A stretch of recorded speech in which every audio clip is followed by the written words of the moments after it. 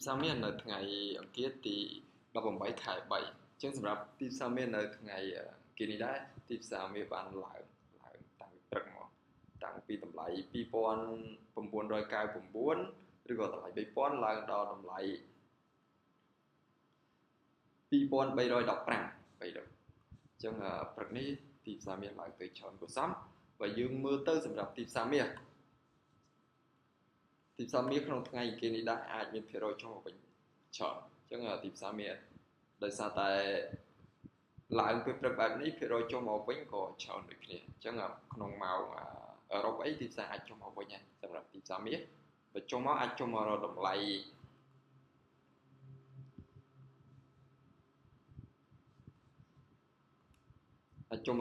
2886ឬក៏ក្រោមហ្នឹងតម្លៃ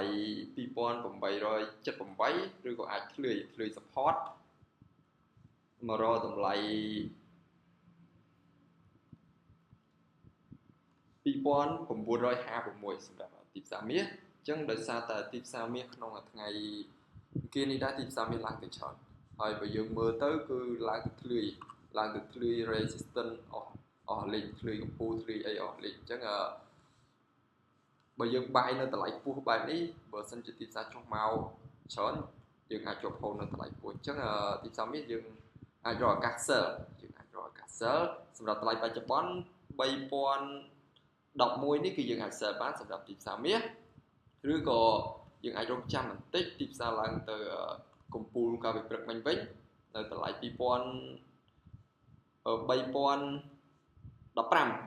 គឺយើងអាច sell បានដូចគ្នាឬមួយយើងអាចដាក់ sell limit នៅតម្លៃ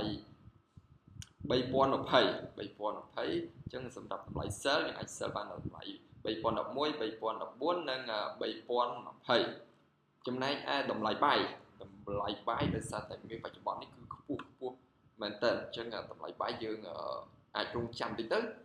រងចាំបើសិនជាម៉ោងពេលព្រឹកនេះម៉ោងពេលព្រឹកឬក៏ម៉ោងអឺរ៉ុបទីផ្សារចុះ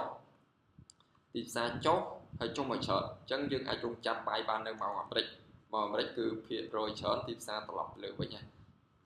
អញ្ចឹងសម្រាប់តម្លៃបាយយើងរងចាំតិចបើសិនជាទីផ្សារចុះមកខំផ្ទួងតម្លៃ2995យើងអាចបាយបានហើយសម្រាប់ការបាយយើងគួរតែកំណត់ SL ឲ្យបានច្បាស់លាស់ដោយសារតែតម្លៃមាសគឺនៅខ្ពស់អញ្ចឹងយើងជៀសវាងជាប់ហូរនៅតម្លៃខ្ពស់អញ្ចឹងយើងអាចបាយបានទៀតនៅតម្លៃ2985និងតម្លៃ support នេះគឺ2978អញ្ចឹងសម្រាប់តម្លៃបាយយើងអាចបាយបាននៅតម្លៃ2995 2985 2978អញ្ចឹងខ្ញុំសូមបញ្ជាក់ម្ដងទៀតសម្រាប់រាល់ការបាយយើងគួរតែកំណត់ SL ឲ្យបានច្បាស់លាស់